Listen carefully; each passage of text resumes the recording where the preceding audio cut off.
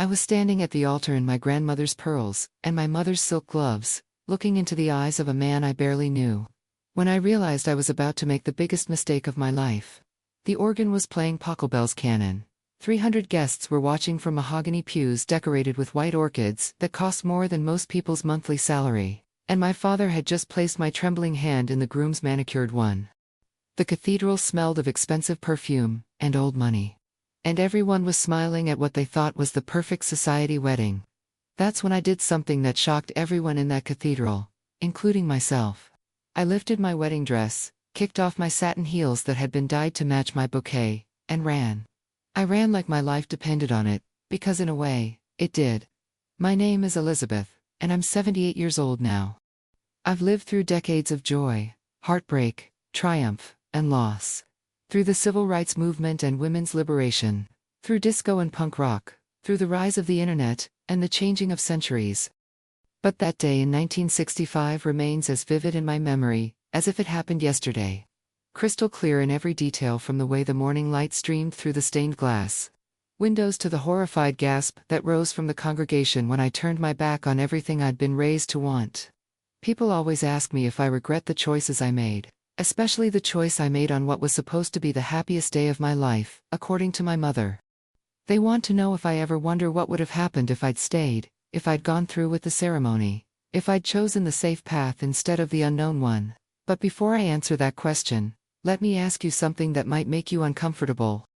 What would you do if you had to choose between a life of luxury and security, and a love so pure it could move mountains?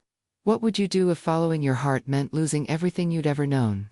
Everyone you'd ever loved, and facing a future completely uncertain?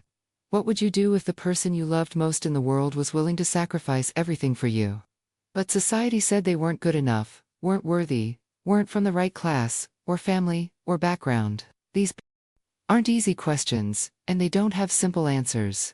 But they're the questions that define us, that separate the people who truly live from the people who simply exist. Hello there, dear. Before I tell you this story that changed the course of my entire life, I'd love to know where you're watching from today. Are you joining me from a bustling city where dreams seem possible around every corner? Or perhaps from a quiet countryside, where the pace of life lets you really think about what matters? Maybe you're in a small town like the one I grew up near, or in a place I've never even heard of. Please, tell me in the comments which country or city you're calling home right now. And while you're there, subscribe to our channel. I share these stories because I believe they matter, because the choices we make in love and life define who we become, and perhaps my story can help you understand your own heart a little better. These aren't just tales from the past, they're lessons about courage, about following your authentic self, about what it really means to be free. Let me take you back to the summer of 1965, when the world was changing in ways my parents couldn't understand and didn't want to acknowledge. The Beatles were topping the charts. Young people were questioning authority like never before, and women were starting to demand more than just the role of decorative wife and mother. But in our insulated world of Connecticut high society, time moved differently. It was as if we existed in a beautiful bubble, where the revolution happening outside. Our manicured gates simply couldn't touch us. I was 22 years old then, the only daughter of Harold and Vivian Montgomery, owners of Montgomery Steel Industries, a company that had been in our family since the 1800s. Our fortune had been built on supplying steel for railroads and bridges, and by 1965, we were worth more money than I could even comprehend. Our estate, Rosewood Manor, sprawled across 200 acres of manicured gardens, rolling hills, and pristine lakes in the Connecticut countryside, about an hour's drive from Manhattan. It was the kind of place that appeared in Architectural Digest and Town and Country, where every flower was perfectly placed according to a master plan designed by the same landscape architect who had worked for the Rockefellers. Every hedge was precisely trimmed to mathematical perfection, and every room was decorated with museum-quality antiques worth more than most people's houses.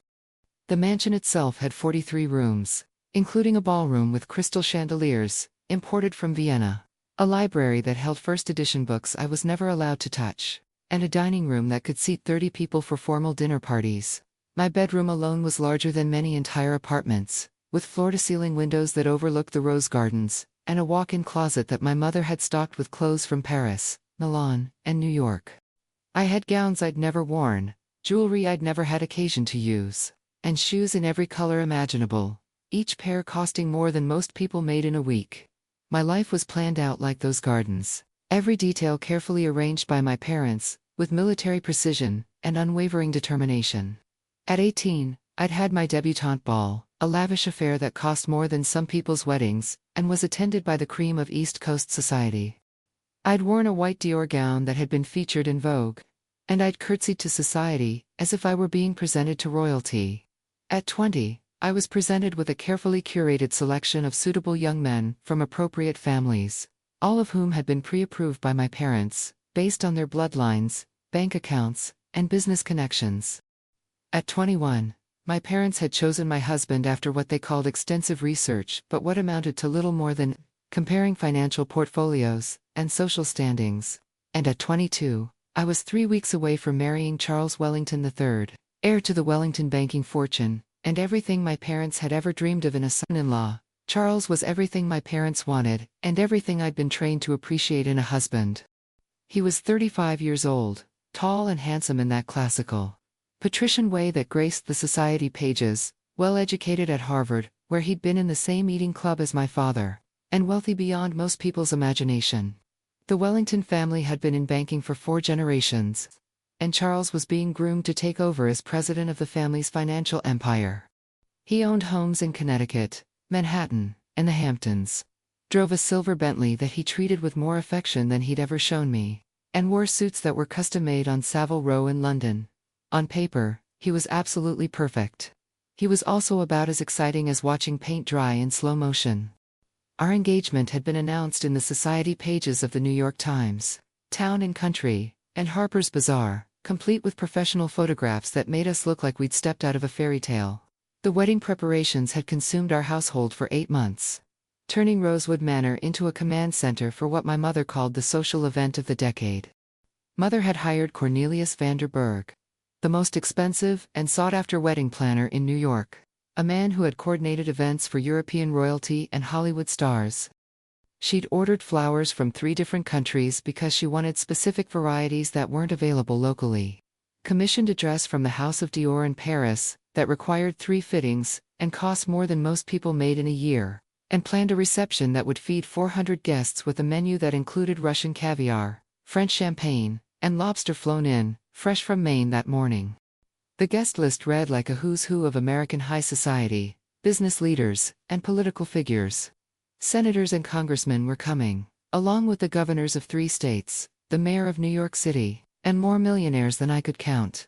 The president's wife had sent her regrets, along with an expensive Waterford crystal vase, and a note saying she wished she could attend what was sure to be a lovely celebration. My mother had that note framed and hung it in her private sitting room like a trophy. Charles would visit every Sunday afternoon for tea, a ritual that had been established when our engagement was announced, and never deviated from in 8 months. He would arrive at precisely 3 o'clock in his Bentley, dressed in a navy blue suit with a gold pocket watch that had belonged to his grandfather, carrying flowers that were always white and always perfectly arranged. He would kiss my mother's cheek, shake my father's hand with the firm grip he'd been taught since childhood, and nod in my direction with what I suppose he thought passed for romantic affection. We would sit in our formal parlor, a room decorated in shades of cream and gold that my mother claimed was elegant, but always felt cold to me, while I poured Earl Grey tea from our finest Spode china and served cucumber sandwiches and petit fours that our cook had prepared according to my mother's exacting specifications.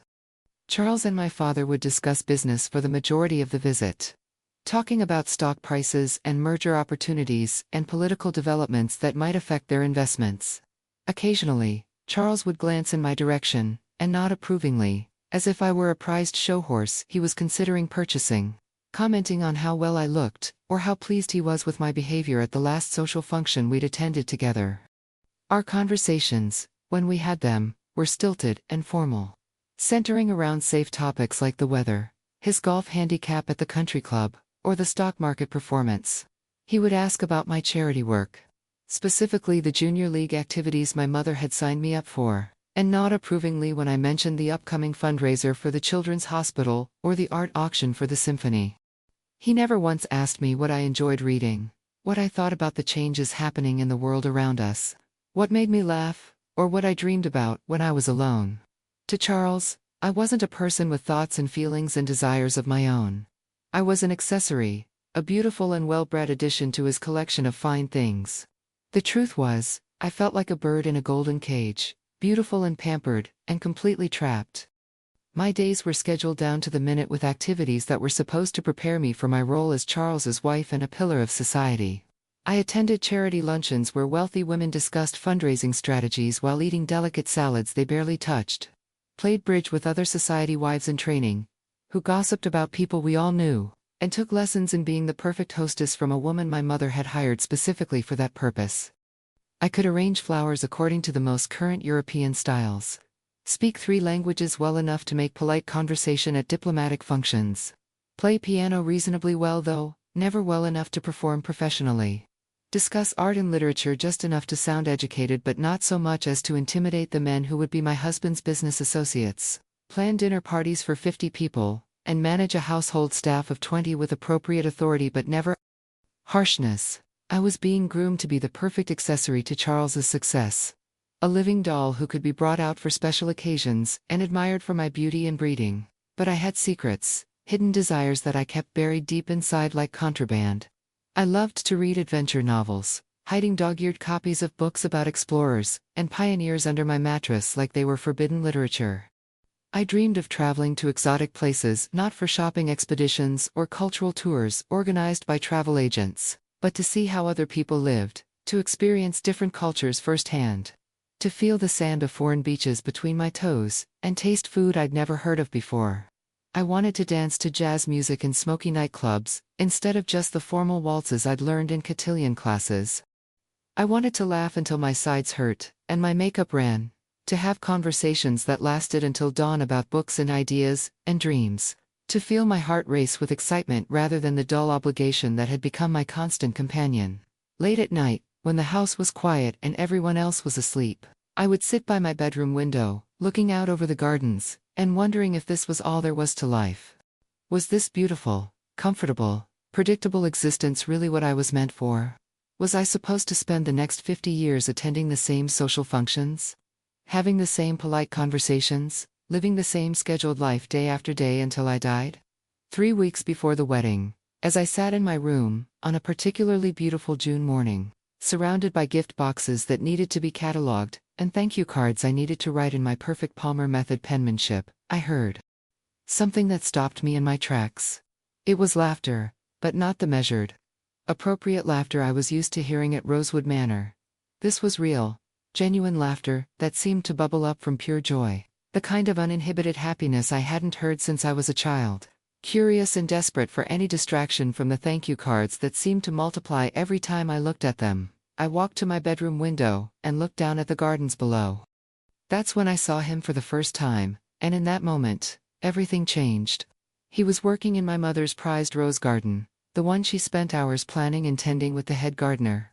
But he wasn't like any of the other groundskeepers who worked silently and efficiently, treating their jobs like the serious business my mother insisted they were. This young man was actually enjoying himself, and it showed in every movement he made. He was probably 24 or 25, with dark hair that caught the morning sunlight like spun gold and an easy, natural smile that reached his eyes and transformed his entire face.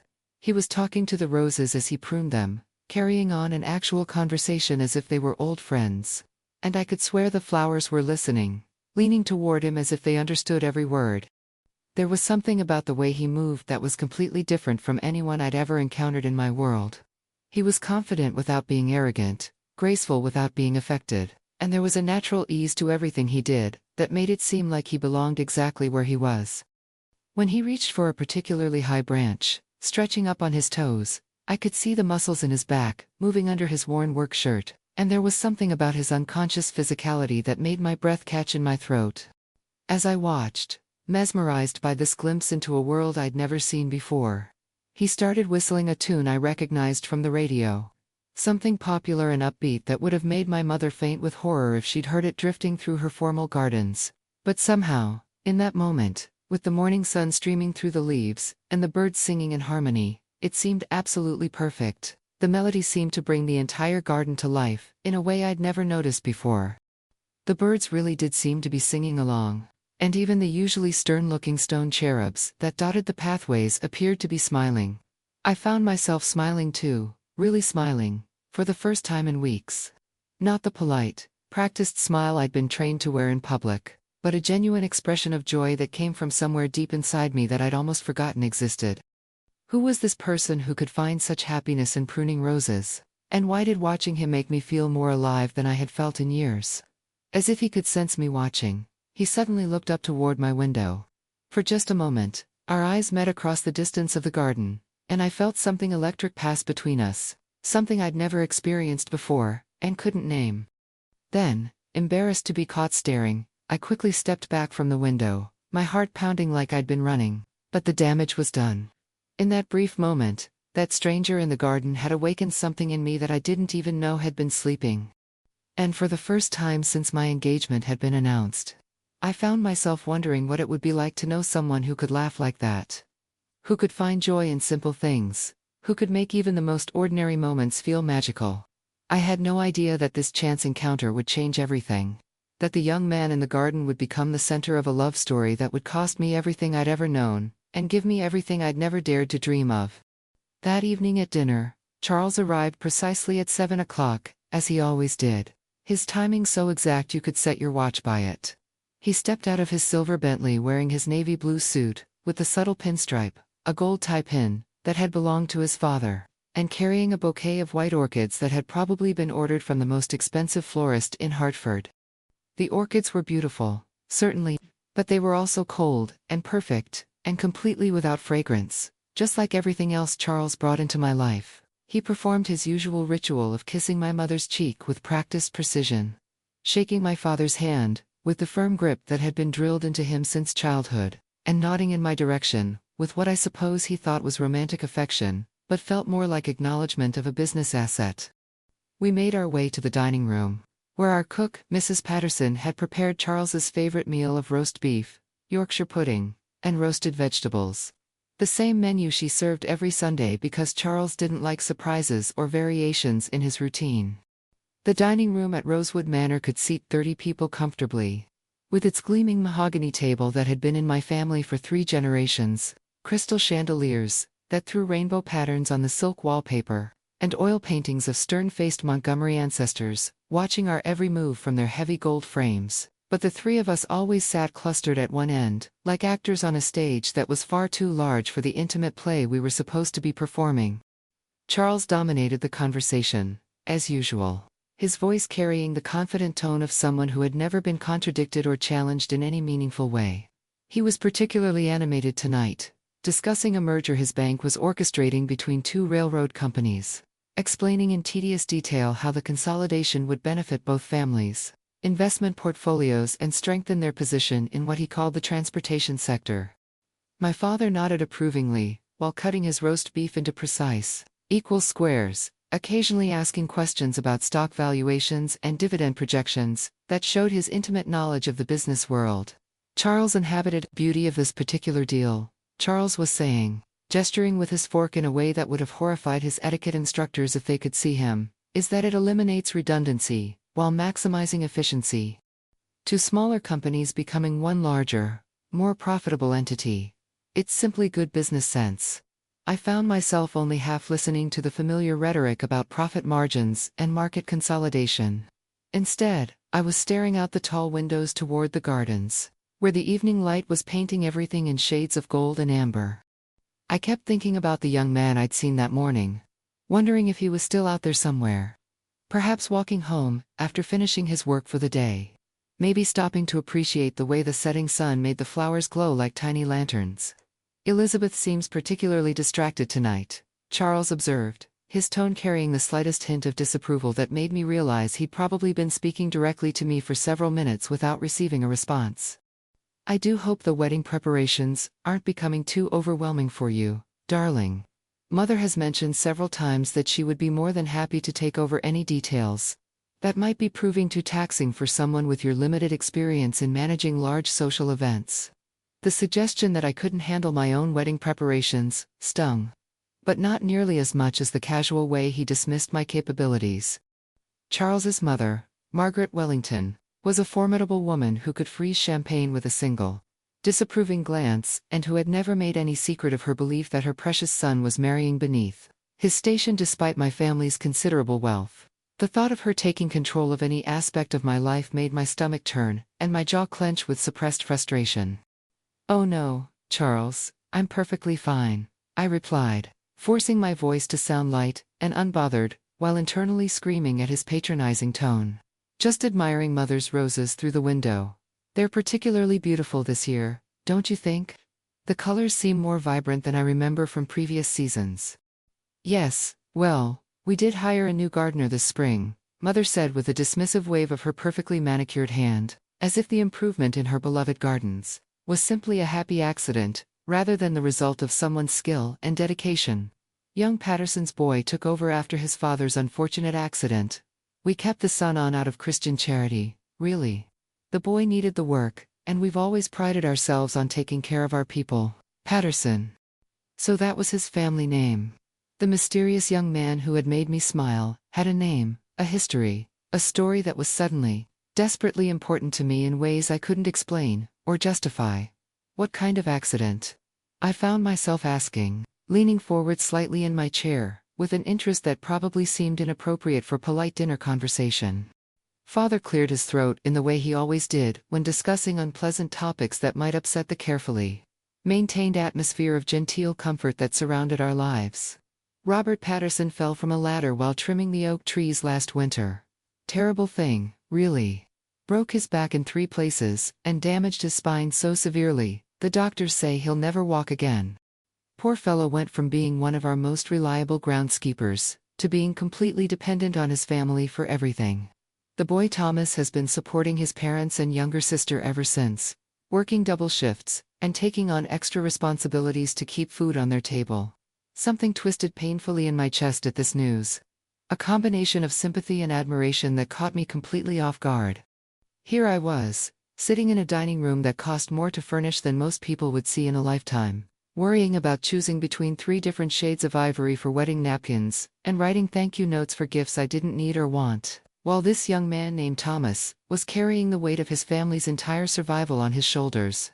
The contrast between our lives was so stark, so fundamentally unfair, that it made me feel ashamed of my own privileged complaints. "Tragic situation. Certainly," Charles said, already losing interest in anything that didn't directly affect his own world or business concerns. He cut another precise piece of beef and chewed thoughtfully before continuing. "But let's not dwell on such unpleasant matters during our dinner. These things happen to the working classes, unfortunately. It's the nature of manual labor. Much too dangerous for people like us to concern ourselves with beyond the occasional charitable gesture." The casual callousness in his voice.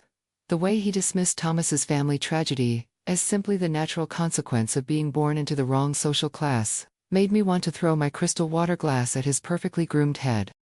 Instead, I gripped my linen napkin tightly in my lap and forced myself to nod politely while my mind raced with questions about this young man who was somehow managing to care for his disabled father and support his entire family, while still finding enough joy in life to laugh while he worked.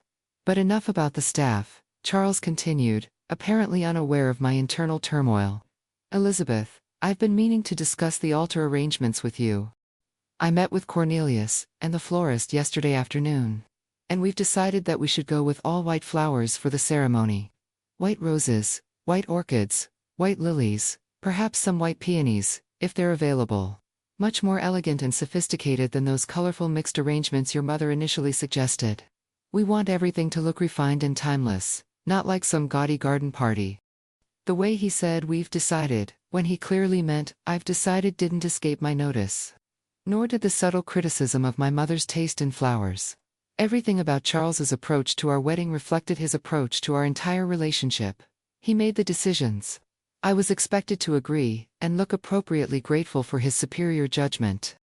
The thought of walking down the aisle surrounded by nothing but white flowers, cold and perfect, and completely without personality, suddenly seemed like the most depressing thing I could imagine. "What about adding some color?" I suggested tentatively.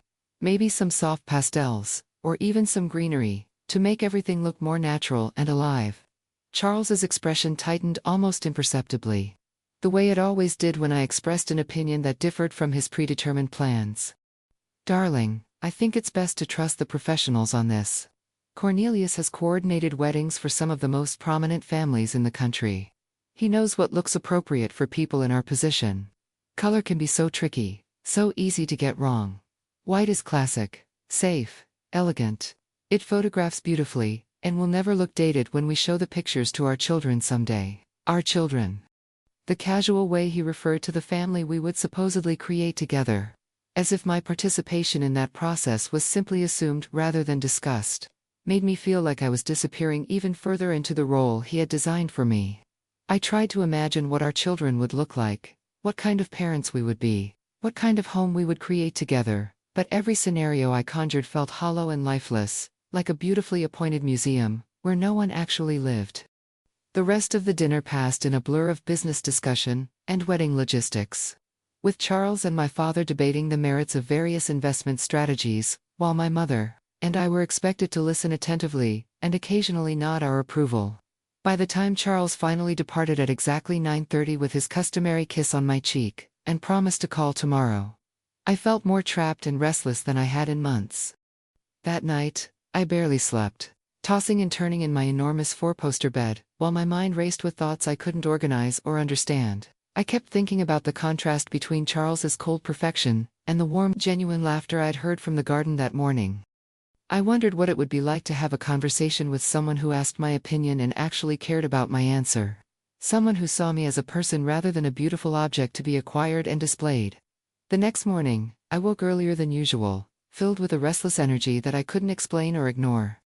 Without really planning it, without even stopping to consider why I was doing it, or what I hoped to accomplish, I found myself getting dressed and walking through the gardens, just as the sun was painting the sky in shades of pink and gold. I told myself I was just getting some fresh air, just enjoying the peaceful quiet of early morning, but my feet seemed to know exactly where they were going. I found him kneeling by the ornate marble fountain, at the heart of Mother's formal rose garden, carefully planting what looked like wildflowers among her perfectly arranged petunias and begonias. It was such a bold, quietly rebellious act that I almost laughed out loud with delight.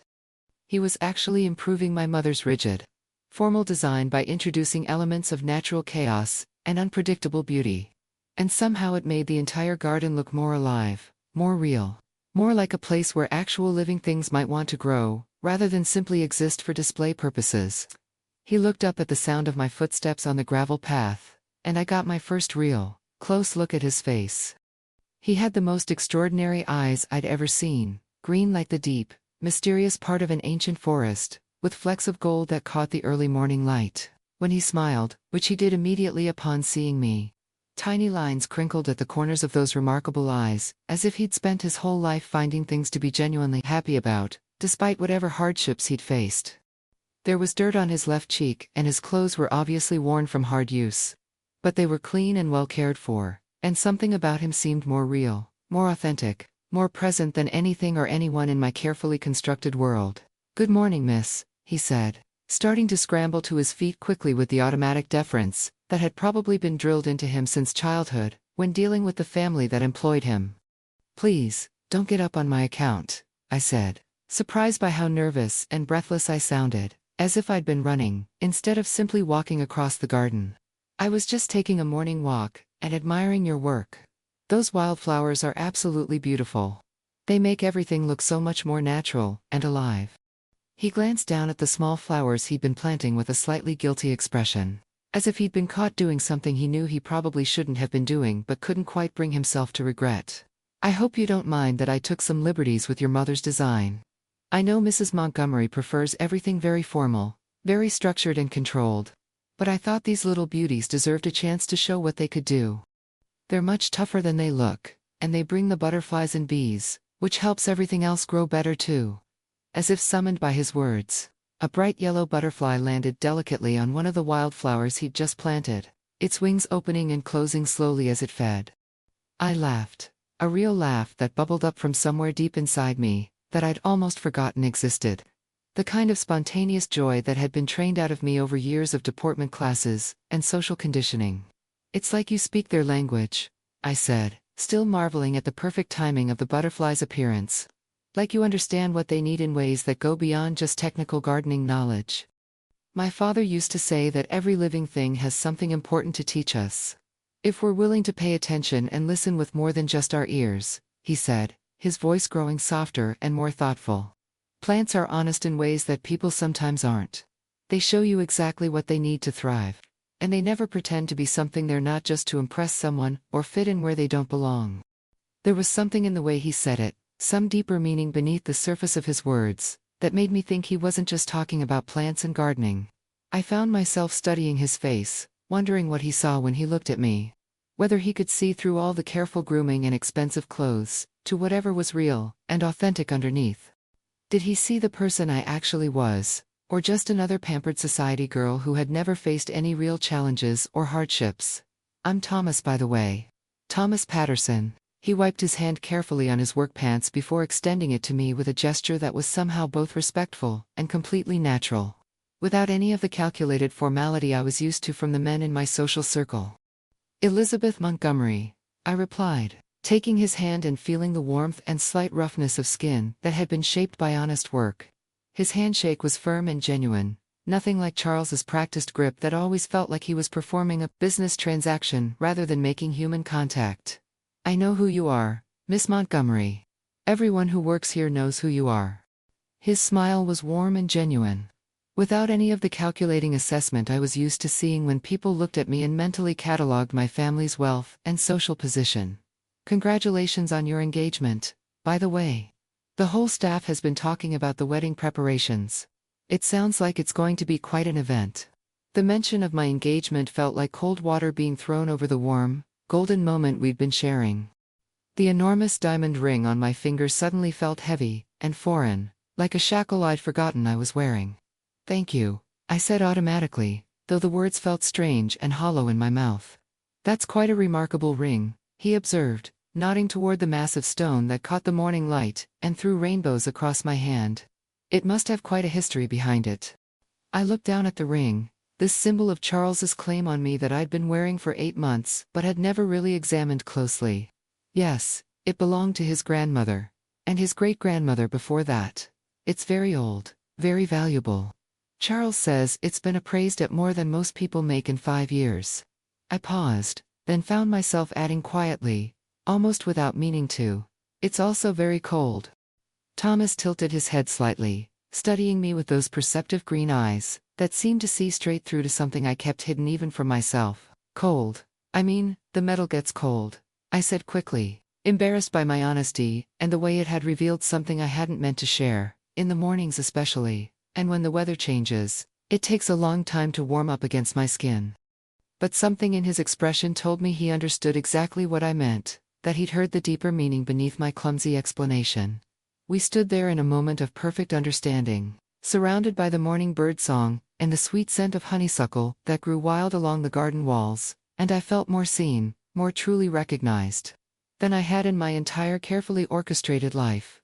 The spell was broken by the sound of a door closing somewhere in the distance. Probably one of the other staff members beginning their morning duties. Reality rushed back in, reminding me of who I was and who he was and all the reasons why this moment of connection was impossible and dangerous. I should go, I said reluctantly, though every part of me wanted to stay in this garden forever. Talking with this remarkable young man who made me feel like I was finally waking up after years of sleepwalking through my own life. Mother will be wondering where I am, and she doesn't like it when I deviate from my usual morning routine. Of course, Miss Montgomery, I understand completely. He stepped back slightly, restoring the appropriate distance between employer's daughter and staff member, but his eyes remained warm and interested. But if you ever want to learn more about the gardens, about the plants, and how they grow, I'd be happy to show you around. There are some beautiful spots on the estate that most people never see. Places where your great-grandfather let nature have its way, instead of imposing a formal design. The way he said it, with genuine enthusiasm, and a hint of something that might have been invitation to adventure. I knew he was offering me something precious and rare, a chance to see my own world through different eyes, to discover beauty and meaning in places I'd never thought to look. I'd like that very much, I heard myself saying before I could think better of it. As I walked back toward the house, My heart was beating so fast and hard I was sure everyone in Connecticut could hear it echoing across the landscape. I kept telling myself it had just been a friendly conversation with one of the staff. Nothing more significant than exchanging pleasantries with any other employee who worked on our grounds. But as I climbed the stairs to my room, I caught sight of myself in the hallway mirror and barely recognized the person looking back at me. My cheeks were flushed with color for the first time in months, my eyes were bright and alive with curiosity and excitement, and I looked more awake, more present, more like a real person than I had since my engagement had been announced. I looked like someone who had just discovered something wonderful and unexpected. Someone who was finally beginning to understand what it might feel like to be truly, authentically alive. That afternoon, while practicing my wedding vows in the parlor under Mother's watchful supervision, I kept stumbling over the word devotion. Each time I tried to say it, promising to devote my life to Charles's happiness and success, I thought of Thomas's hands carefully tending to those wildflowers with such gentle attention.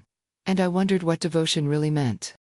Was it the dutiful, arranged partnership my parents had negotiated, based on financial compatibility and social advantage? Or was it something else entirely, something that made your heart race and your soul come alive, something that grew naturally from genuine understanding and shared joy rather than being imposed from the outside by family expectations and social pressure? But I had no idea that Mother had been watching from the morning room window during my entire conversation with Thomas, taking note of every gesture, every smile, every moment of connection between us. And I certainly had no idea that my innocent walk in the garden had been anything but unnoticed, or that the consequences of that simple conversation would soon change the course of my entire life in ways I never could have imagined. For the next 5 days, I found increasingly elaborate excuses to walk through the gardens at different times, hoping to catch another glimpse of Thomas, and perhaps continue the conversation that had awakened something in me I hadn't even known existed. On Tuesday, I claimed I needed to personally inspect the wedding flower arrangements, to ensure they met my exacting standards. On Wednesday, I told Mother I was concerned about the condition of the roses that would be photographed for the society pages and needed to assess whether additional plantings were required. On Thursday, I invented a sudden interest in botany and announced I was conducting research for a speech I would supposedly give at the Junior League's upcoming luncheon about the importance of garden preservation. By Friday, I simply couldn't think of another plausible excuse that wouldn't raise suspicion. So I decided to take a more direct approach. I snuck out of the house before dawn, when the servants were just beginning their morning routines and my parents were still asleep in their separate bedrooms at opposite ends of the mansion's east wing. The morning air was crisp and sweet, filled with the scent of dew-drenched flowers and the promise of another beautiful June day. I found Thomas exactly where I'd hoped I would, working by the old oak tree, where his father had suffered the accident that had changed their family's entire life. He was kneeling in the soft earth, carefully tending to a small memorial garden I'd never noticed before despite having lived at Rosewood Manor my entire life. Daffodils and forget-me-nots grew in a perfect circle around the base of the massive tree trunk. Simple wildflowers that somehow seemed infinitely more beautiful and meaningful than all of Mother's expensive imported blooms. The garden was clearly a labor of love, designed not for show or to impress visitors, but as a genuine tribute to someone deeply missed. Small stones had been arranged to create natural-looking borders, and a simple wooden bench, obviously handmade, sat positioned perfectly to catch the morning sun, while providing a view of both the memorial flowers and the rolling hills beyond. "You created this for him," I said softly, not wanting to startle Thomas, but unable to remain silent in the face of such touching devotion. Thomas looked up from his work, and his entire face transformed when he saw me standing there in my simple morning dress and walking shoes. The smile that spread across his features was like watching the sun rise over the mountains, warm and genuine and completely without pretense or calculation. "Good morning, Elizabeth," he said, and the way he spoke my name, without the formal mist that maintained distance between our different social positions, sent a shiver of something electric and dangerous through my entire body. Yes, I planted this garden for Dad. He always said that daffodils represented new beginnings and hope for the future, while forget-me-nots were symbols of true love that transcends death and continues even when we can't see it anymore. "It's absolutely beautiful," I said, settling carefully on the handmade bench without waiting for an invitation, drawn by an impulse I couldn't explain or resist. "It's so much more meaningful and touching than anything in our formal gardens." where everything is designed primarily to impress visitors, rather than express genuine feeling. Thomas stood up slowly, brushing rich dark soil from his hands and knees with movements that were unconsciously graceful. Your mother's gardens are certainly impressive, and they require incredible skill to maintain. But sometimes I think we get so focused on making things look perfect according to someone else's standards, that we forget to let them grow naturally. To let them become what they're truly meant to be. Once again, I had the distinct feeling that we weren't just talking about flowers and landscaping, but about something much more fundamental and important. There was a depth to Thomas's observations, a philosophical way of looking at the world that I'd never encountered in my carefully sheltered social circle. "Show me," I said impulsively, the words coming from some brave part of myself I didn't even know existed. "Show me those places you mentioned, the ones where most people never think to look." His smile became even brighter, if such a thing were possible, transforming his already handsome face into something that took my breath away. "Follow me, Elizabeth. I think you're going to love this." He led me along a path I'd never noticed before, hidden behind a wall of climbing roses and morning glories that had grown so thick and lush they created a natural screen. The path was narrow and winding, clearly not designed for formal garden tours or the kind of structured walks my mother preferred, but for someone who wanted to discover secret places and hidden beauty. After several minutes of walking through increasingly wild and natural landscape, the path opened into a small meadow that seemed to exist in a completely different world from the manicured perfection of the rest of our estate. Wildflowers grew everywhere in natural profusion: purple violets, yellow buttercups, white daisies, and dozens of other varieties I couldn't name but found absolutely enchanting. A crystal-clear stream bubbled cheerfully over smooth stones, creating a gentle music that seemed to harmonize with the birdsong filling the air. Ancient trees formed a natural canopy overhead, their branches intertwining to create patterns of light and shadow that shifted and danced with every breath of wind. "This is where I come when I need to think," Thomas said, settling comfortably on a fallen log by the stream that had been worn smooth by weather and time. "Your great-grandfather planted the original trees here more than 50 years ago. But he made the decision to leave this part of the estate completely natural and wild. Smart man, I think. He understood that sometimes the most beautiful things happen when we stop trying to control every detail." I sat beside him on the log, acutely aware of his presence beside me but trying not to let my awareness show in ways that might make him uncomfortable. For several minutes, we simply sat together in companionable silence, listening to the water flowing over stones and the dozens of different bird songs that filled the air around us. It was the most peaceful, most genuinely relaxing experience I'd had in years, perhaps ever. "What do you think about when you come here?" I asked eventually, genuinely curious about the inner life of this remarkable young man, who seemed to find meaning and joy in things I'd been taught to overlook or dismiss as unimportant. "Books, mostly," Thomas replied without hesitation, his voice taking on a quality of enthusiasm that made him seem even younger and more alive. "I'm reading Hemingway right now, For Whom the Bell Tolls." "Have you read it? It's about the Spanish Civil War, but really it's about love and sacrifice, and what people are willing to do for the things they believe in." I stared at him in complete surprise, unable to hide my reaction to this unexpected revelation. "You read Hemingway?" Thomas laughed, but there was a slight edge to the sound that told me my surprise hadn't been as well concealed as I'd hoped, and that my reaction had probably hurt his feelings, even though he was trying not to show it. "You sound genuinely shocked by that possibility. What did you think I did with my free time? Just stared at dirt and rocks all day?" No, I didn't mean anything like that," I said quickly, feeling my cheeks burn with embarrassment at my own thoughtless response. "I'm sorry, Thomas. That was a terrible thing for me to say, and it revealed some really ugly assumptions I didn't even know I was making. Please forgive me. It's perfectly all right, Elizabeth. People make assumptions about others based on their jobs or their social class all the time. It's human nature, I suppose."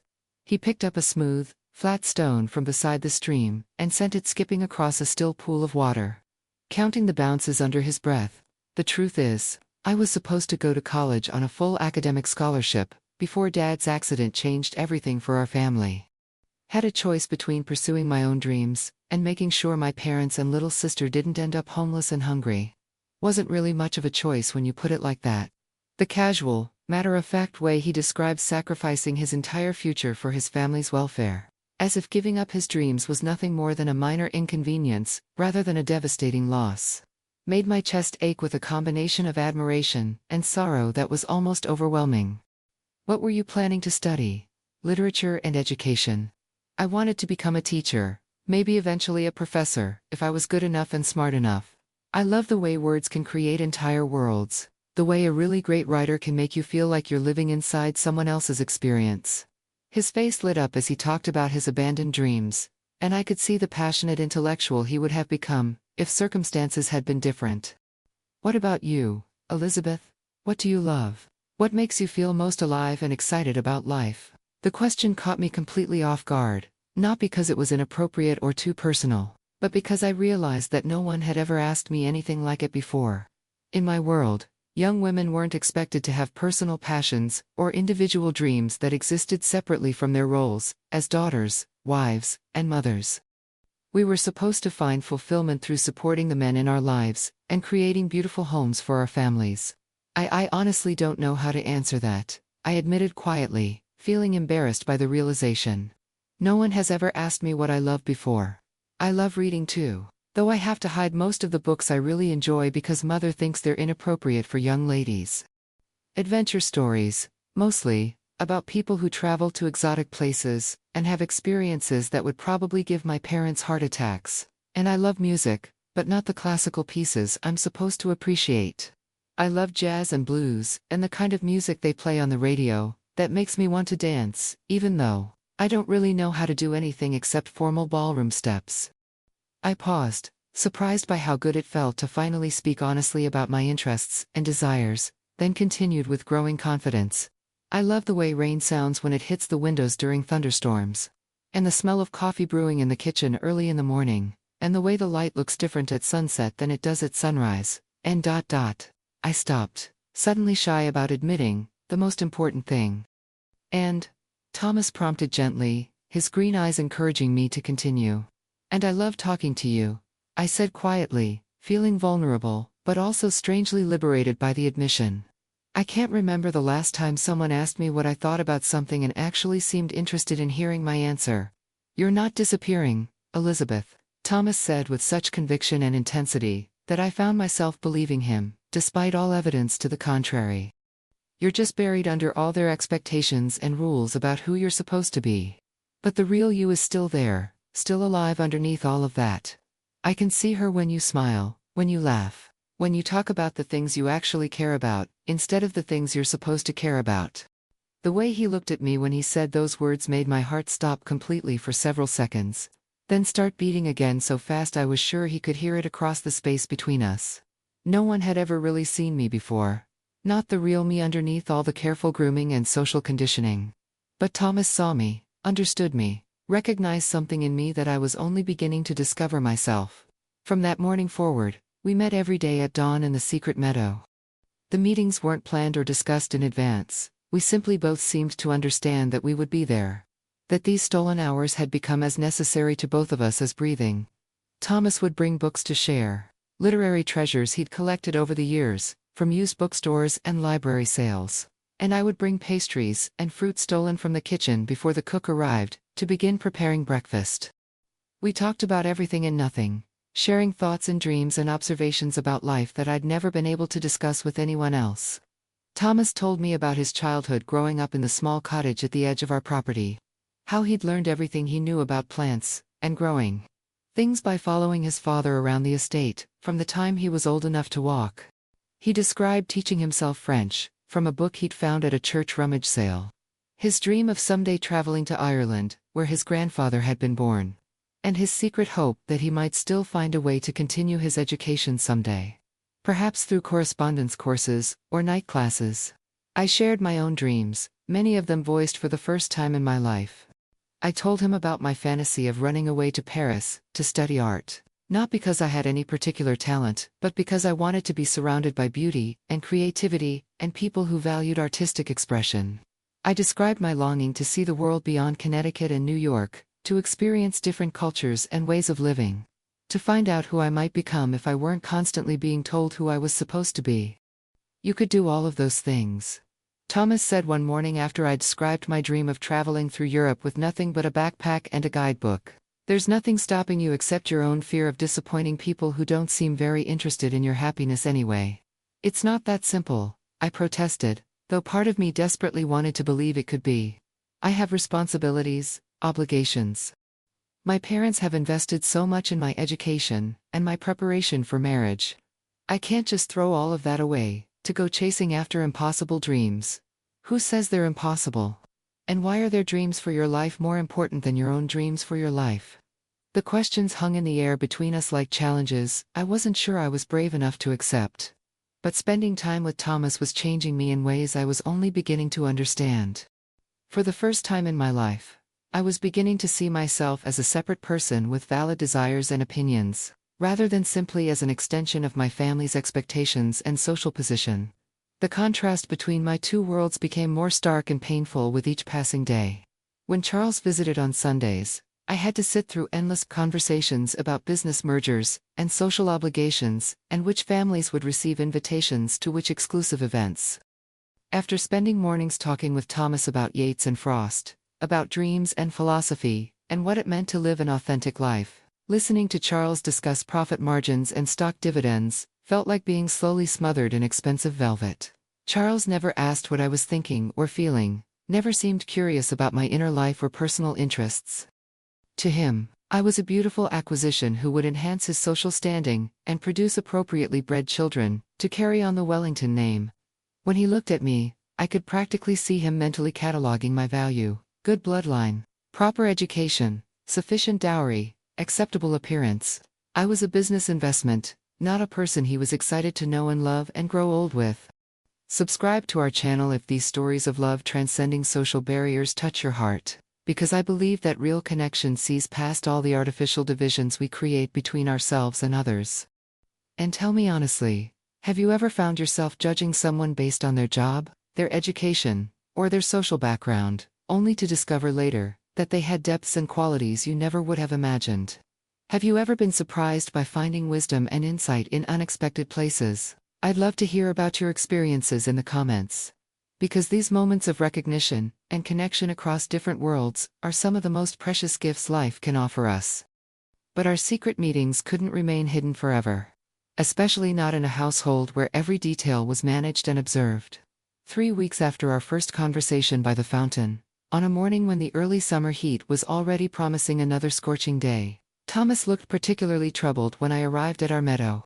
His usual easy smile was strained, and there were worry lines around his eyes that I'd never seen before. "You seem different today," I said, settling beside him on our usual fallen log and immediately sensing the tension radiating from his normally relaxed presence. "Is everything all right? Is it your father? Has his condition gotten worse?" "No. Dad's doing as well as can be expected under the circumstances," Thomas said, but his voice lacked its usual warmth and enthusiasm.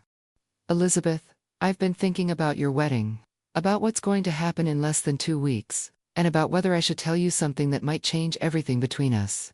My heart started beating faster, sensing that we were approaching some sort of crossroads that would alter the course of whatever this relationship had become. "What do you mean? What could you possibly tell me that would change anything? We both know that nothing about my situation can actually change, no matter what either of us might want." Thomas was quiet for so long, I began to think he'd decided not to continue the conversation. He picked up small pebbles from beside the stream and tossed them into the water one by one, each splash seeming to echo the internal struggle I could see playing out across his expressive features. Finally, he turned to look at me directly, his green eyes serious and vulnerable in ways I'd never seen before. "I'm falling in love with you, Elizabeth," he said quietly, his voice steady despite the magnitude of what he was admitting. "I've been falling in love with you since that first morning when you laughed at the butterfly. And I think you might be falling in love with me too." The words hung in the air between us like a bridge I could either cross or burn, like a door I could either walk through or slam shut forever. My heart was pounding so violently, I was sure he could hear it echoing across the meadow. And my mouth felt dry despite the humidity of the summer morning. "Thomas, I started to speak, but the words seemed inadequate for the magnitude of what was happening between us. "I know it's impossible," he continued quickly, as if he needed to get all of his thoughts out before I could stop him, or before his courage failed him entirely. I know you're engaged to Charles Wellington, someone from your own social class who can give you everything I never could. I know I have nothing to offer you except a gardener's wages, a life of financial uncertainty, and a future that's completely different from everything you've been raised to expect.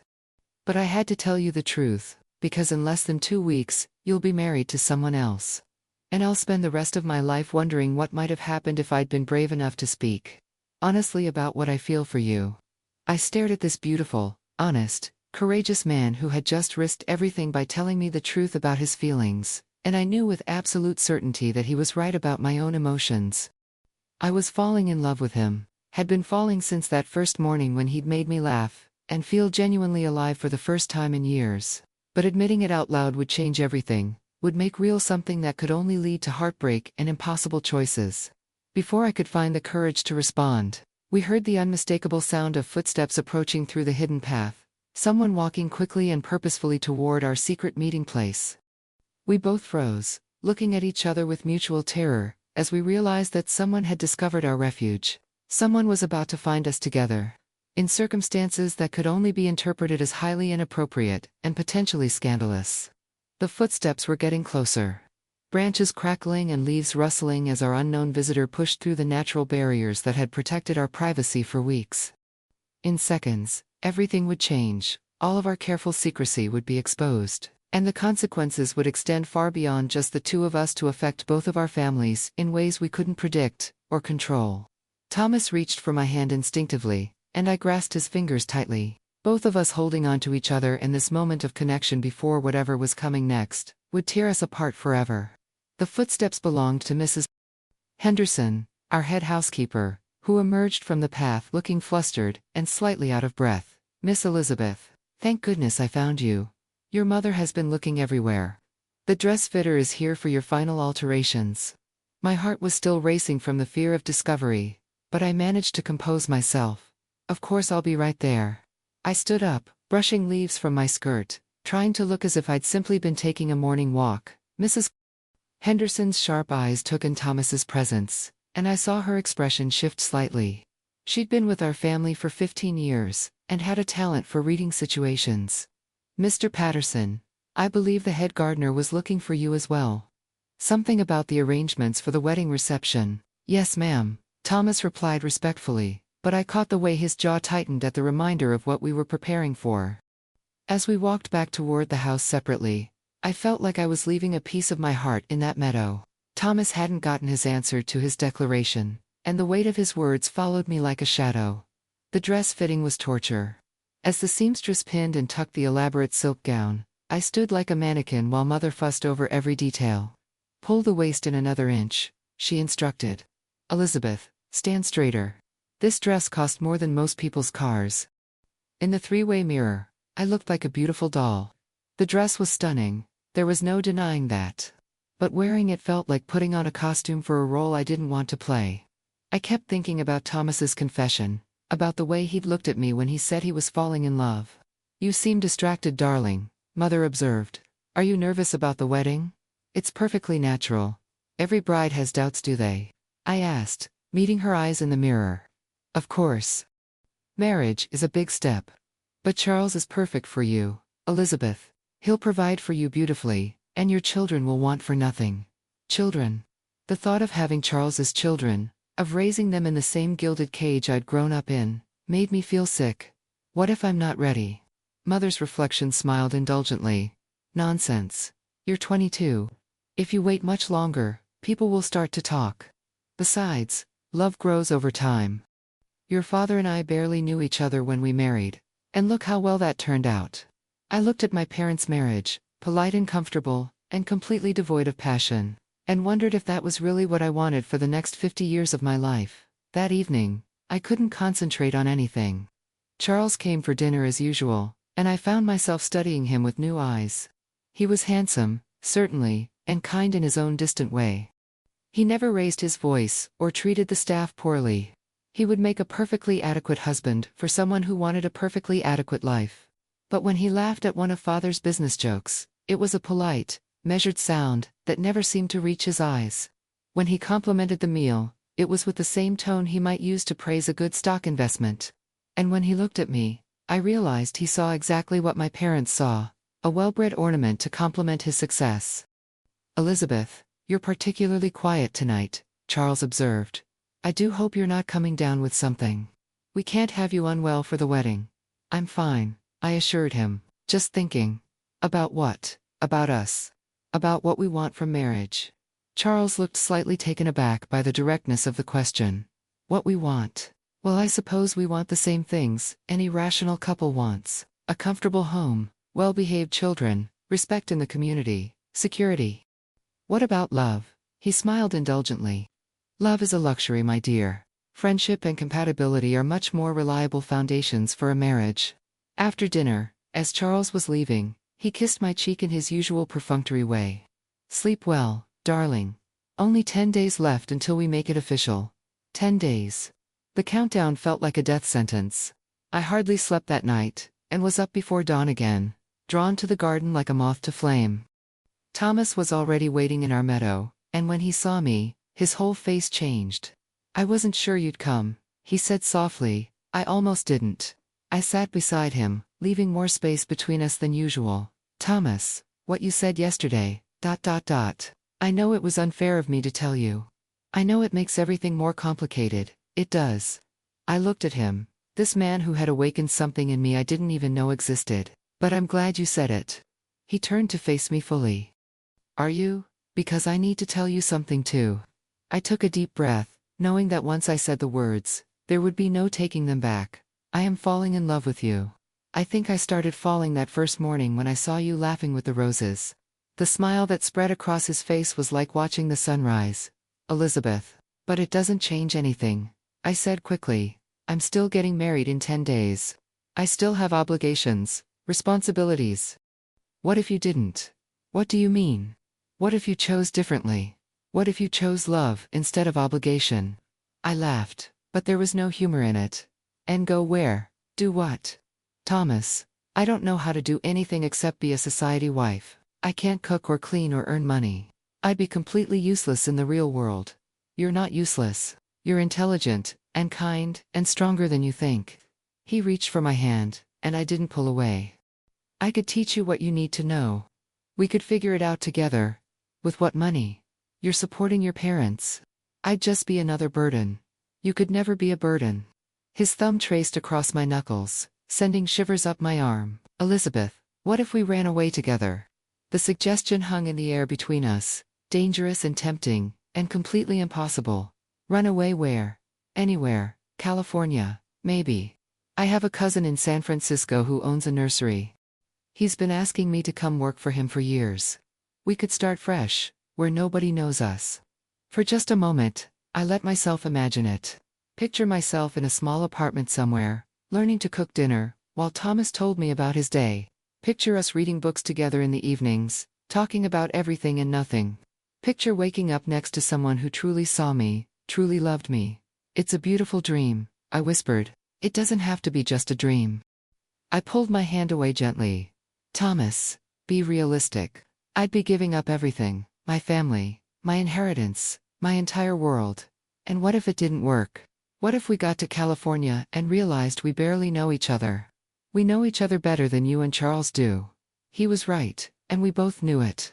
But knowing and doing were two very different things. "My parents would disown me," I said quietly. "They'd never forgive me for the scandal. The embarrassment. Would that be such a terrible thing? Being free of their expectations." I wanted to say yes, wanted to be brave enough to choose love over security. But I'd been raised in a world where reputation was everything, where family loyalty was paramount, where young ladies simply didn't run off with gardeners. "I need time to think," I said finally. Thomas nodded, though I could see the disappointment in his eyes. "Of course, but Elizabeth, don't take too long. Because every day that passes, every detail that gets finalized for your wedding, makes it harder to change course." As I walked back to the house that morning, I felt like I was carrying the weight of two different futures. In one, I married Charles, and lived a comfortable, predictable life, surrounded by luxury, but devoid of passion. In the other, I risked everything for love, and the unknown. The question was, which woman was I brave enough to become? The answer came sooner than I expected, but not in the way I'd planned. 3 days later, I was in the library writing more thank you notes, when Mother swept in, her face a mask of barely controlled fury. Behind her followed Father, looking grim, and Mrs. Henderson, wringing her hands nervously. "Elizabeth, we need to talk," Mother said, her voice clipped and cold. Something in her tone made my stomach drop. "About what?" "About your morning walks. About where you've been spending your time. About who you've been spending it with." My blood turned to ice. Mrs. Henderson wouldn't meet my eyes, and I realized she must have reported our encounter in the meadow. "I don't know what you mean. Don't lie to me, young lady." Father's voice was quiet, but there was steel underneath it. "Mrs. Henderson saw you with the Patterson boy. Multiple times. In compromising situations." "Compromising?" I stood up, my chair scraping against the floor. "We were talking. That's hardly compromising. You were alone with a member of the staff, unchaperoned, in secret locations," Mother said through gritted teeth. "Do you have any idea what kind of scandal this could create? What it could do to our family's reputation? To your engagement? We weren't doing anything wrong. The appearance of impropriety is just as damaging as impropriety itself," Father said. "Charles's family has very high standards, Elizabeth. If they were to hear even a whisper of this behavior, then maybe Charles isn't the right person for me, if he'd believe gossip over knowing my character." Mother's eyes flashed dangerously. "Your character? Elizabeth, you've been sneaking around with the gardener's son like some common servant girl. That tells us everything we need to know about your character right now." The words hit me like a slap. "Thomas is worth 10 of Charles. He's intelligent and kind, and he actually cares about what I think and feel. He's a gardener," Father said flatly. "A gardener whose family we employ out of charity. And you are the daughter of Harold Montgomery. The difference in your stations makes any relationship between you impossible and inappropriate. So what? I should marry someone I don't love because he has the right pedigree. You should marry someone who can provide for you, protect you, and give you the life you deserve," Mother said. "Love is a luxury, Elizabeth. Security is a necessity." I felt trapped, cornered, like that bird in the golden cage beating its wings against the bars. "What if I don't want the life you've chosen for me?" The silence that followed was deafening. Finally, Father spoke, his voice deadly calm. "Then you're not the daughter we raised, Elizabeth. You will end this nonsense with the Patterson boy immediately. You will not see him again, speak to him again, or have any contact with him whatsoever. And if I refuse..." Father and Mother exchanged a look that made my heart sink. "Then you'll find yourself with no family, no inheritance, and no place in decent society," Father said. "We'll tell Charles and his family that you've had a nervous breakdown. The wedding will be postponed indefinitely, and you'll be sent to a private sanatorium until you come to your senses." The threat was so unexpected, so brutal, that I couldn't speak for a moment. "You would do that to your own daughter?" "We would do anything necessary to prevent you from destroying your life," Mother said. "Elizabeth, you're being foolish. This infatuation with the gardener is nothing more than pre-wedding nerves. Once you're married to Charles and settled into your proper life, you'll forget all about this nonsense." But I wouldn't forget. I knew that with absolute certainty. If I married Charles now, I would spend the rest of my life wondering what might have been. Comparing every kiss to conversations I'd never had, every day to mornings I'd never experienced.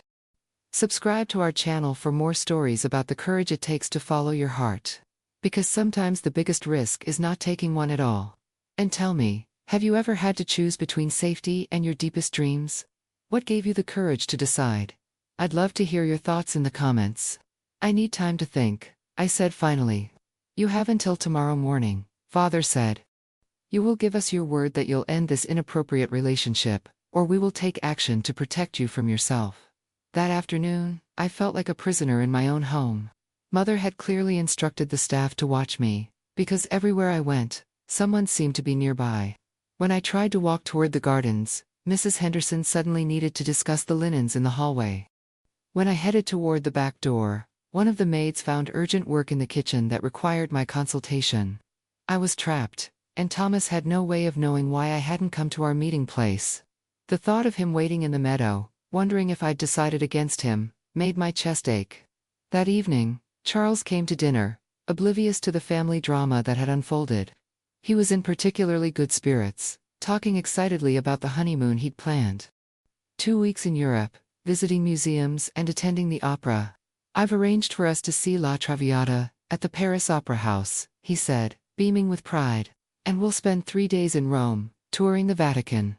I know how you enjoy art, darling. I nodded and smiled, but inside I was screaming. Charles's idea of enjoying art was checking famous paintings off a list, not losing yourself in beauty or passion. Everything about our planned life together felt like a beautiful museum exhibit, impressive from a distance, but cold and untouchable. After Charles left, I lay awake staring at the ceiling, wrestling with the impossible choice my parents had given me: stay and marry Charles, accepting a life of comfortable emptiness, or risk everything for love and the unknown.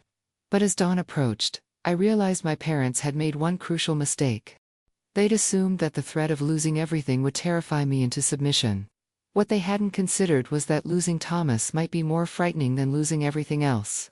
The next morning, I dressed carefully in my simplest day dress, and walked downstairs to find my parents waiting in the breakfast room. They looked like judges preparing to deliver a verdict. "Well," Father asked without preamble, "what's your decision?" I looked at these people who had raised me, who thought they were protecting me, who couldn't understand that their idea of safety felt like suffocation. "I've decided," I said quietly. "But first, I need to see Thomas one more time." "To explain?" Mother's face darkened. "Absolutely not." "Then I can't give you the answer you want," I said, surprising myself with my calm tone. "Let me say goodbye properly, and I'll do whatever you ask." Father studied my face for a long moment. "One meeting. Supervised. Here in the house. In the garden. Alone. For 10 minutes. After a tense negotiation, they agreed to 5 minutes in the rose garden, while they watched from the morning room window. It wasn't ideal, but it would have to do. An hour later, Thomas walked up the path toward the house, his face confused and worried. When he saw me waiting by Mother's prized white roses, his expression shifted to relief, then quickly to concern when he noticed my parents' silhouettes in the window behind me. "Elizabeth, what's happening? You didn't come yesterday, and now, ... "They know," I said simply. "About us. About our meetings." His face went pale. "What did they say?" I looked at this man who had shown me what love could feel like, who had seen the real me beneath all the careful training, and I knew what I had to do. But first, I needed to tell him something that might change everything. "Thomas, the wedding is in 5 days, and after what I'm about to tell you, everything is going to change forever." "Thomas, I'm going to run away with you," I whispered, keeping my voice low so my parents couldn't hear from the window. "Tonight." After everyone's asleep, his eyes widened in shock. "Elizabeth, are you certain? You'll be giving up everything. I'll be gaining everything that matters." I glanced toward the house, knowing our 5 minutes were almost up. "Meet me by the old oak tree at midnight. Bring only what you can carry. We'll take the train to New York, then figure out how to get to California. What about your parents' threats? Let them send me to a sanatorium. Let them disown me. I'd rather be poor and free with you than rich and miserable with Charles." I reached for his hand briefly. "I love you, Thomas. That's worth more than all my father's money." The joy that lit up his face made my heart soar. "I love you too. More than I ever thought possible." "Miss Elizabeth," Mrs. Henderson called from the terrace. "Your parents are requesting your presence." Thomas squeezed my hand once, quickly. "Midnight," he whispered. "I'll be there." But as I walked back to the house, I noticed something that made my blood run cold. James, one of the groundskeepers, was standing just close enough to have overheard our conversation. When our eyes met, he quickly looked away, but the damage was done. That evening passed in a blur of wedding preparations. The house was full of florists, and caterers, and musicians, all preparing for the celebration that was supposed to be the happiest day of my life. I played my part perfectly, smiling and nodding, and pretending to be excited about flower arrangements and seating charts. But as the clock struck 11, I excused myself to my room, claiming exhaustion. I packed a small bag, with only the essentials, a change of clothes, the pearl necklace my grandmother had given me that I could sell, if necessary, and the book of poetry Thomas had lent me weeks ago. At 11:30 I crept downstairs, my heart pounding so hard I was sure the whole house could hear it. The servants' quarters were dark, and I thought I'd made it safely to the back door when a voice stopped me cold. "Going somewhere, darling?" I spun around to find Charles standing in the doorway to Father's study, still fully dressed, despite the late hour. Behind him, I could see my parents and what looked like several men I didn't recognize. "Charles, what are you doing here?" "Protecting my investment," he said, his usual polite smile, nowhere to be seen. "Did you really think we didn't know about your little plan? James overheard your conversation with the gardener's boy this afternoon." My legs felt weak. "I don't know what you mean. Elizabeth, please don't insult my intelligence. You were planning to run away with Thomas Patterson on the eve of our wedding. Fortunately, we've taken steps to prevent such a disastrous mistake." Father stepped forward, looking older than I'd ever seen him. "Elizabeth, Thomas Patterson was arrested an hour ago on charges of theft." The world tilted sideways. "What?" "It seems someone planted some of your mother's jewelry in his quarters," Charles said smoothly. "Very sad, really. A young man throwing away his future for a few baubles. You framed him." The words came out as barely a whisper. "You planted evidence to frame an innocent man." "We protected our family from scandal," Mother said, but I could hear the uncertainty in her voice. "Elizabeth, this is for your own good." "Where is he?" I demanded. "What have you done with him?" "He's in county jail," one of the strange men said. I realized he must be the sheriff. "Bail's been set at $5,000. Quite beyond his family's means, I'm afraid." $5,000. More money than Thomas would see in 5 years. They'd made sure he couldn't escape, couldn't come to me, couldn't interfere with their plans. "Let him go," I said, my voice growing stronger with desperation. "I'll marry Charles. I'll do whatever you want. Just let Thomas go." "I'm afraid it's too late for that," Charles said. "The wheels of justice are already in motion. But don't worry, darling. After a few years in prison, I'm sure he'll understand that he was reaching far above his station." The cruelty in his voice, the casual way he spoke about destroying an innocent man's life, showed me exactly what kind of person I'd been about to marry. And I realized that my parents, the people who claimed to love me, had been willing accomplices to this evil. "You're monsters," I whispered. "All of you. We're your family," Mother said, tears in her eyes. "We're trying to save you from a terrible mistake. The only mistake I'm making is not fighting harder for the man I love." The wedding morning arrived, gray and drizzly, matching my mood perfectly. I sat like a statue while my hair was arranged and my makeup applied, saying nothing to the chattering stylists and assistants. In a few hours, I would walk down the aisle to marry a man who had destroyed the person I loved most in the world. The cathedral was magnificent, filled with hundreds of guests, and thousands of dollars worth of flowers. The organ music swelled as I walked down the aisle in my grandmother's pearls and my mother's silk gloves, my arm linked through Father's. Everyone smiled and whispered about how beautiful I looked, how perfect everything was. But all I could think about was Thomas, sitting in a jail cell because he dared to love me. Charles stood at the altar looking triumphant, as if he'd won some sort of contest. The minister began the ceremony, his voice echoing through the vaulted space, and I felt like I was watching it all from very far away. "Dearly beloved, we are gathered here today to witness the union of Charles Wellington III and Elizabeth Montgomery. ... The words washed over me like water. I made the appropriate responses when prompted, but inside, I was screaming. This wasn't a wedding. It was a transaction, a business deal sealed with vows and rings. "Do you, Charles Wellington, take Elizabeth Montgomery to be your lawfully wedded wife?" "I do." Charles's voice was confident, possessive.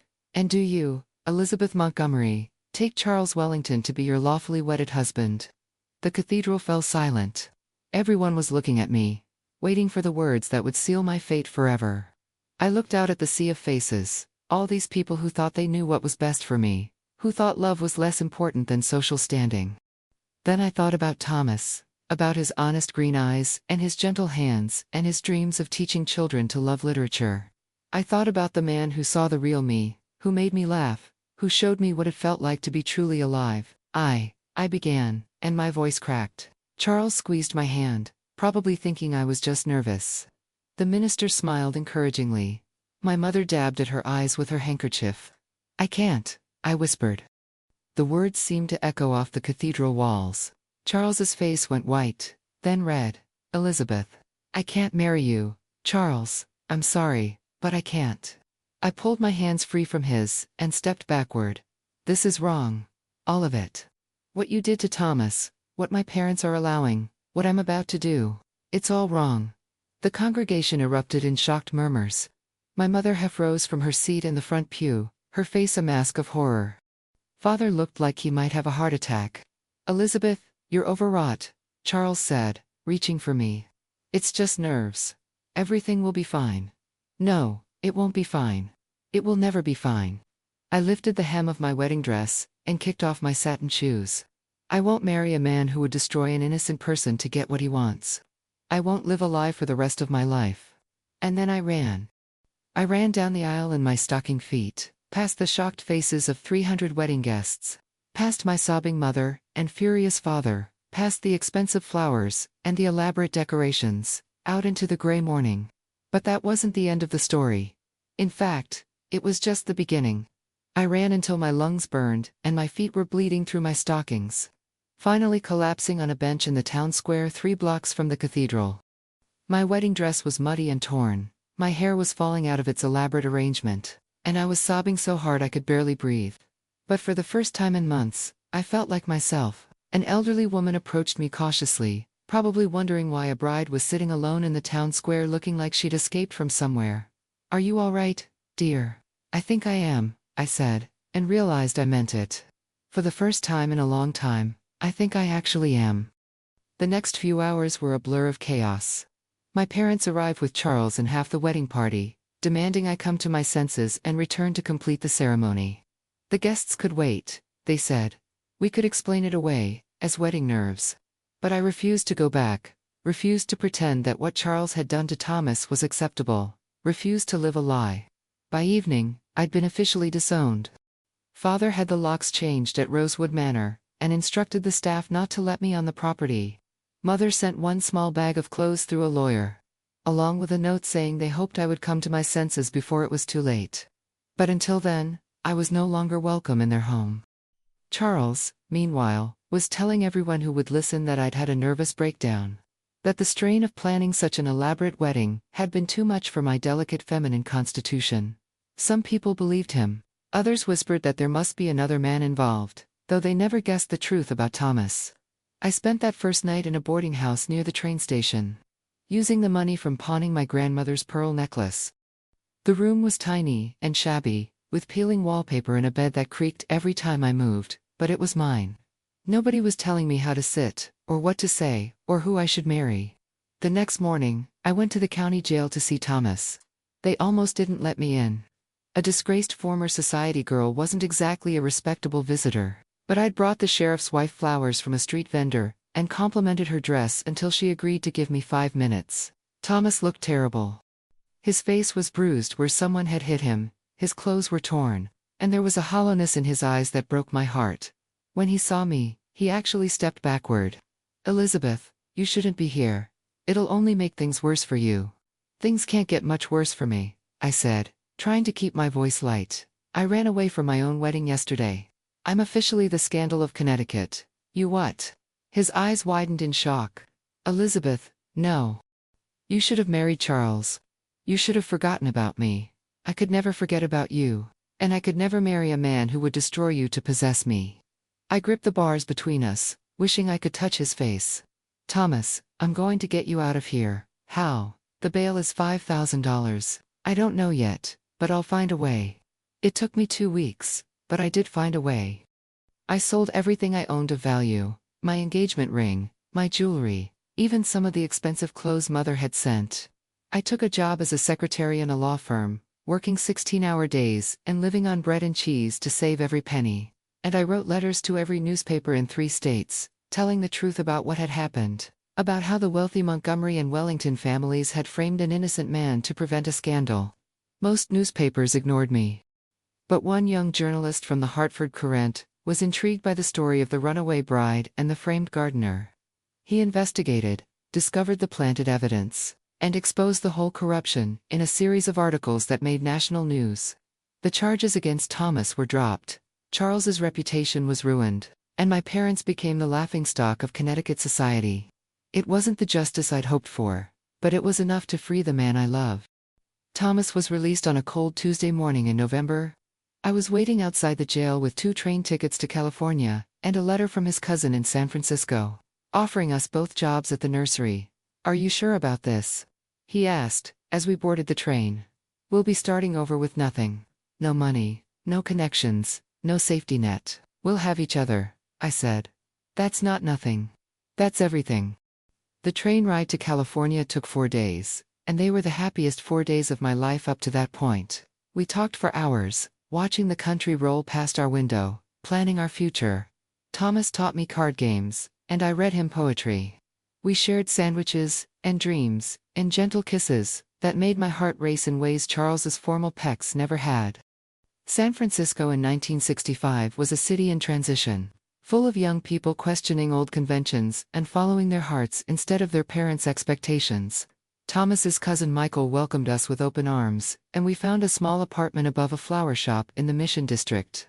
Those first years weren't easy. I learned to cook, badly at first, burning more dinners than I served. I learned to clean and sew, and budget our meager income. Thomas worked long days at the nursery, while I took classes at the community college, finally studying art like I'd always dreamed. We married 6 months later, in a tiny ceremony at City Hall, with Michael and his wife as our only witnesses. I wore a simple blue dress that cost $12, and Thomas picked wildflowers for my bouquet. It was nothing like the elaborate cathedral wedding I'd run away from, and it was perfect. Subscribe to our channel for more stories about choosing love over security, because sometimes the most beautiful life is the one you build with your own hands. And tell me, if you could go back and change one major decision in your life, would you? Or do you believe that our seemingly wrong turns sometimes lead us exactly where we need to be? I'd love to hear your thoughts in the comments. We had 3 children together, 2 boys and a girl, who inherited Thomas's green eyes and love of growing things. We never became wealthy in the conventional sense, but we built a life rich in love and laughter and daily joy. Thomas eventually opened his own landscape design business, creating beautiful gardens for people who appreciated natural beauty over formal perfection. I became an art teacher at the local elementary school, helping children discover their creativity. My parents never spoke to me again. I wrote letters for years, sending pictures of their grandchildren, but they were returned unopened. Charles married a senator's daughter 2 years later, and from what I heard, they had the perfectly proper, emotionally distant marriage he'd always wanted. There were times, especially in those early years, when I wondered if I'd made the right choice. When we couldn't afford to fix the car, or when the babies were sick and we couldn't afford a doctor, or when I saw my former friends in society magazines living lives of luxury I'd given up. But then Thomas would come home with dirt under his fingernails, and stories about the garden he was creating. Or one of our children would run to me with a drawing they'd made. Or we'd sit on our tiny balcony watching the sunset over the bay, and I knew I'd chosen correctly. Thomas died 5 years ago, just 2 months before our 50th wedding anniversary. Peaceful, at home, holding my hand and telling me he'd never regretted a single day of our life together. Even at the end, when the cancer was taking him away from me, he could still make me laugh, with his gentle humor and his observations about the nurses and doctors. People ask me now if I have any regrets, if I ever wonder what my life would have been like if I'd stayed and married Charles, if I'd chosen security over love. The answer is simple: I have no regrets at all. Charles died of a heart attack 10 years ago, alone in his mansion, survived by his emotionally distant wife and children, who visited him only on holidays. His obituary listed his business achievements and charitable donations, but said nothing about love, or joy, or the things that make a life worth living. I chose love, and love chose me back. I chose uncertainty, and found certainty in the strength of my own heart. I chose to risk everything, and gained more than I'd ever dreamed possible. The truth is, my dear friends, that security is an illusion. Money can be lost, status can change, families can disappoint you, and even the most careful plans can crumble in an instant. But love, real love, the kind that sees you completely and accepts you fully, that's the only true security there is. So if you're facing your own impossible choice between what's expected and what your heart is telling you, listen to that heart. It might lead you to places you never imagined, down paths that seem frightening and uncertain. But it will also lead you to yourself, to the person you were meant to be, to a life that's authentically yours. Take the risk, choose love. Trust that you're stronger than you know, braver than you believe, and capable of creating a beautiful life with your own 2 hands and an open heart. Because sometimes, running away from the wrong life is the first step toward finding the right one.